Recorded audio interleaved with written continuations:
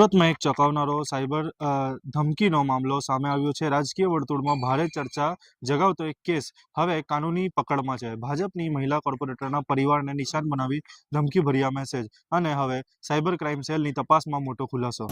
વૈષ્ણવજન તો તેને કહીએ જે પીડ પરાઈ જાનાને રે। નમસ્કાર દર્શક મિત્રો, આપ જોઈ રહ્યા છો નવજીવન ન્યૂઝ। હું છું સાર્થક પટેલ ને વાત છે સુરત શહેરના ભાજપની મહિલા કોર્પોરેટરના પતિને ગર્ભિત અને ધમકીભર્યા વોટ્સઅપ મેસેજ મોકલવાના મામલે પોલીસે મહત્વપૂર્ણ સફળતા મળી છે। કોંગ્રેસના પૂર્વ કોર્પોરેટરના પુત્ર મોહમ્મદ અશફાક નામુદ્દીનની ધરપકડ કરવામાં આવી છે। મળતી માહિતી મુજબ આરોપી અશફાક વ્યવસાયિક બિલ્ડર છે અને તે ભાજપની મહિલા કોર્પોરેટરના પતિ ભૂપેન્દ્ર રાવતકાના મિત્રનો દીકરો હોવાનું સામે આવ્યું છે। વર્ષો જૂની મિત્રતા હોવા છતાં આરોપી દ્વારા ડમી નંબરનો ઉપયોગ કરી વારંવાર ગર્ભિત અને ધમકીભર્યા મેસેજ કરવામાં આવતા હતા। સાયબર ક્રાઇમ સેલની ટેકનિકલ તપાસમાં ખુલ્યું છે કે નંબર પરથી મેસેજ મોકલવામાં આવતા હતા તે શ્રમિક વર્ગનો એક વ્યક્તિના નામે લેવામાં આવ્યો હતો અને માત્ર 500 રૂપિયામાં તે નંબર આરોપીને આપી દેવામાં આવ્યો હતો।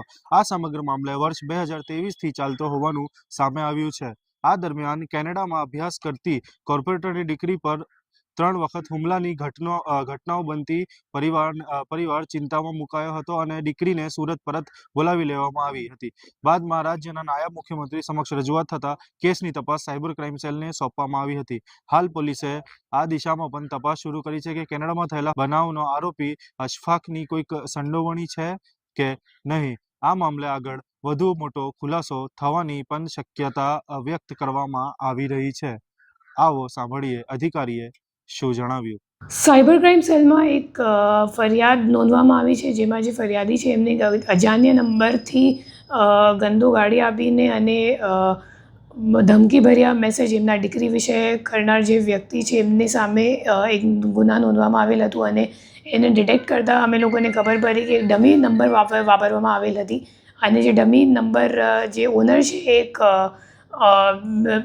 લોઅર વર્ગનો મજદૂર જેવા માણસ હતો। એમની પૂછપરછ કરતાં ખબર પડી અને ટેકનિકલ વર્કઆઉટથી ખબર પડી કે ખરેખર આના પાછળ એક અશફાક કરીને બિલ્ડર છે અને એને જે ફરિયાદી છે એમને ધમકીજનક જે મેસેજીસ છે એ વોટ્સએપ ઉપર કરી હતી અને જે ફરિયાદી છે એમના જે દીકરી કેનેડામાં ભણતી હતી અને ફરિયાદીને પછી બીક લાગી અને હુમલો મતલબ એમને એમ લાગ્યું કે કદાચ હુમલો થઈ જશે એના દીકરી ઉપર અને એના માટે પછી દીકરીની પરત ગુજરાત બોલાવી લીધું છે અને આ ગુનાનું ડિટેક્શન અત્યારે મતલબ આ દિશામાં તપાસ ચાલુ છે કે ખરેખર જે હુમલો કરનાર વ્યક્તિ છે કેનેડામાં એ બિલ્ડરથી સંકળાયેલ છે કે કેમ, એ જોવા ઉપર બાકી છે હાલ।